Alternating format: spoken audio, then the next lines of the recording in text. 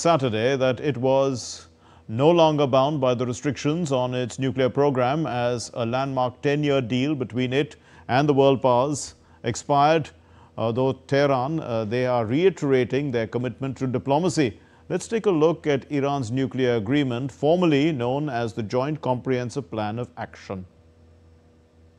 Iran said on Saturday that it was no longer bound by restrictions on its nuclear program as a landmark 10-year deal between it and world powers expired, though Tehran reiterated its commitment to diplomacy. So let's have a look at the Iran nuclear deal.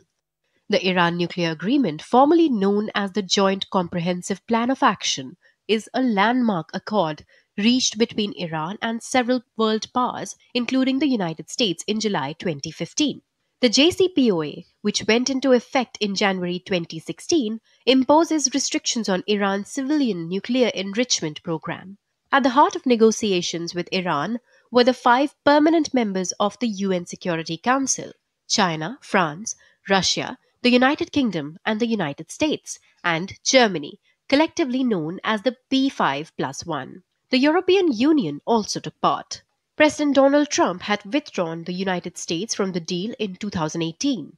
Iran agreed not to produce either the highly enriched uranium or the plutonium that could be used in a nuclear weapon. It also took steps to ensure that its Fordow, Natanz, and Arak facilities pursued only civilian work, including medical and industrial research.